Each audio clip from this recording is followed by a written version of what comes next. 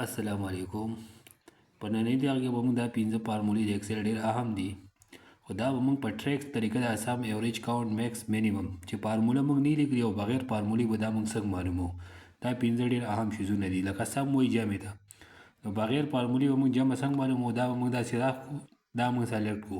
سلیکټ نه بعد راشو موږ به الټ بټن ووهو. الټ چې موږ ووهله بیا موږ ووهو اچ. چې اچ موږ ووهله بیا به موږ یو ووهو. چې یو ووهو بیا ورپسې موږ ایس ووهو. دا موږ سره معلوم شو. بغیر فارموله اړوما لیکل نه ده. دویم بغیر دغه به موږ بغیر فارمولې موږ څنګه ایوریج معلوموو؟ دا موږ سره 67 دی. دا ما داسې لاندې ډریک کو، بیا به زه داسې چلو کوم چې الټ بټن به ووهمه. الټ بټن به ووهله او بیا به د الټ نه بعد چې دی زه ایچ بټن ووهمه.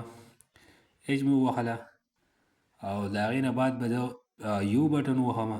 یو مې ووهله او د هغې نه بعد به زه ای بټن ووهم. دا موږ سره بغیر فارمولې چې دی ایوریج معلوم شو. فارموله ما نه دی اپلای کړې، تاسو ګورئ. بیا موږ سره دی کاونټ. کاونټ به زه څنګه معلومومه؟ دا به زه داسې لومړی ځان ته سلیکټ کړم. سلیکټ مې کړو، دا مې دې سلیکټ کړو. چې سلیکټ مې وکړو زه به الټ بټن ووهمه. الټ مې ووهله بیا به زه ایچ بټن ووهمه، ومې وهله. بیا به یو بټن ووهم، ومې وهله. بیا به سی بټن ووهمه. دا ټول شپږ دي. دا موږ سره معلوم شو. میکسیمم به زه څنګه معلوموم؟ اوس ما فارمولې نه دي لیکلي، فارمولې به ډېر استعمال کړي دي. دا به زه داسې ډریک کوه، الټ بټن به ووهمه، الټ مې ووهله.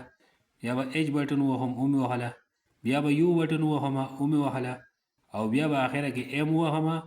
نو دې کې د ټول نه غټه ویلیو میکسیمم چې دی غټه ویلیو 90 ده. دا موږ سره بغیر فارمولې معلوم شو.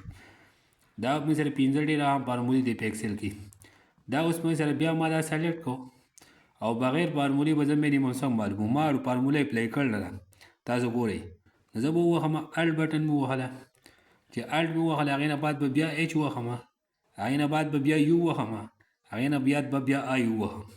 نو په دې کې مینیمم ویلیو چې دا موږ سره 23 ده. په دې 5 کې دا د ایکسل ډېر اهم بیسک فارمولې دي. بغیر فارمولې به دا څنګه معلوموئ؟ داسې